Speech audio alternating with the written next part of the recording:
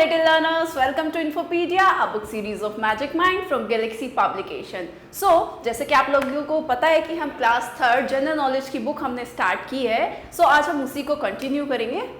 Now today we'll start our chapter number 13, abbreviation. अब abbreviation आपको जो है given है, आपको उनकी full form लिखना है. Abbreviations are the shortened form of words. Abbreviation क्या है? वो आपकी short form है किसी भी word की, किसी भी phrase की. Many of them have become so popular that we use them in our day-to-day life without even knowing their full form. अब कुछ abbreviation इतनी ज़्यादा जो है क्या हो चुकी है, famous हो चुकी है जिसका हम use करते हैं हमारी day-to-day life में और बिना उनकी फुल फॉर्म जाने. बहुत सारी एब्रीविएशन ऐसी होंगी जिसका आपको फुल फॉर्म नहीं पता, लेकिन आप फिर भी उनका क्या कर रहे हैं, अपनी डेली लाइफ में यूज़ कर रहे हैं. तो कुछ ऐसी ही एब्रीविएशन गिवन है, आपको उनकी फुल फॉर्म लिखना है. जैसे फर्स्ट है आपका AM. अब जैसे आपका टाइम होता है, आपका रात के 12 बजे से लेकर दोपहर के 12 बजे तक AM लगता है और उसके बाद में दोपहर के 12 से फिर रात के 12 बजे तक आपका PM में आता है, राइट. तो आपका जो AM होता है उसका जो फुल फॉर्म है वो क्या है, आपका एंटी मेरिडियन. फिर आपका वीआईपी जैसे वीआईपी गेस्ट होता है ना, किसी इंपॉर्टेंट पर्सन को बुला लेते हैं आपका, तो वीआईपी की फुल फॉर्म होती है वेरी इंपॉर्टेंट पर्सन. थर्ड है आपका आईएसटी क्या है, आपका इंडियन स्टैंडर्ड टाइम, यानी कि इंडिया में जो टाइम है उसको क्या बोलते हैं, उसको इंडियन स्टैंडर्ड टाइम जो है वो बोला जाता है.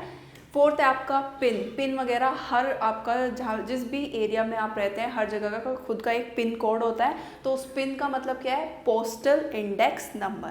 फिर आता है आपका C/O का मतलब है केयर ऑफ. जैसे अगर आप हैं, आपकी केयर कौन करता है, आपके पेरेंट्स, आपके फादर, राइट. तो आपका इसका मतलब आपके फादर क्या है, आपके केयर ऑफ किसके अंडर में है, आप किसकी केयर के अंडर में, आपके फादर के, तो दैट इज केयर ऑफ.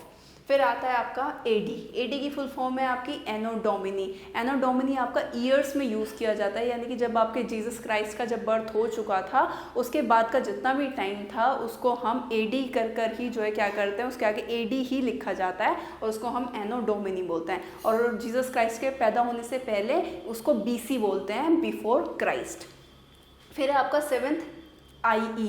इसको तो सबने सुना होगा, दैट इज़ बहुत ज़्यादा इस्तेमाल किया जाता है. इसको आइडेस्ट बोलते हैं या फिर क्या बोलते हैं, दैट इज़. फिर आपका BC आपका बिफोर क्राइस्ट, यानी कि जो आपके जीसस क्राइस्ट थे, आपके लॉर्ड थे, उनके पैदा होने से पहले का जितने भी आपके ईयर होते थे और जो टाइम होता था उसको BC लगाया जाता था उसके आगे. Clear. Now ninth is D/O का मतलब है डॉटर ऑफ. जैसे आप अपने फादर का जो भी नाम होगा तो आप बोलोगे आई एम डॉटर ऑफ, और जो भी आपके फादर का नाम है तो उसको शॉर्ट फॉर्म में आप D/O करके लिख सकते हैं. फिर आपका PA होता है पर एनम मतलब पूरा साल. एनम का मतलब होता है पूरा साल. जैसे बैंक वगैरह में होता है, आपको अगर लोन लेना है या अगर आपने कोई इन्वेस्टमेंट किया है तो उस पर आपको इंटरेस्ट जो मिलता है वो पूरे साल के लिए मिलता है पर एनम. जैसे 5% पर एनम, यानी कि आपको जो है 5% जो है पूरे साल में आपको उस पर क्या मिलेगा, इंटरेस्ट मिलेगा. या अगर आपने लोन वगैरह लिया है तो वो आपसे चार्ज करेंगे 5% आपका लोन पूरे साल के लिए. नाउ W/O का मतलब होता है वाइफ ऑफ, यानी कि आप अगर किसी के हस्बैंड वाइफ हैं तो वो बोलेगी that I am wife of जो भी उसके हस्बैंड का नाम है, तो उसको शॉर्ट फॉर्म में लिख सकते हैं W/O. फिर आपका ETC, ये तो बहुत ही ज़्यादा कॉमन है, एक्सेट्रा, राइट. तो इसमें क्या है कि अगर हिंदी में इसका मतलब होता है आदि. जब आप बहुत सारे एग्जाम्पल दे देते हो उसके बाद में आप क्या लगा देते हैं, एक्सेट्रा लगा देते हैं. नाउ नेक्स्ट इज आपका NO. ये शॉर्ट फॉर्म है नंबर की. जब आप नंबर लिखते हैं तो उसको क्या, जैसे मैं अगर यहाँ पे लिखूँ इवन नंबर, मैं नंबर को ऐसे करके शॉर्ट फॉर्म लिख दूंगी, मैं पूरा फुल फॉर्म नहीं लिखूंगी NUMBER करके, राइट. तो ये शॉर्ट फॉर्म है नंबर की. And the last one is VS. ये होता है आपका वर्सेस, यानी कि ये किसी भी दो चीज़ में डिफरेंस बताता है. जैसे for example then versus then, THEN.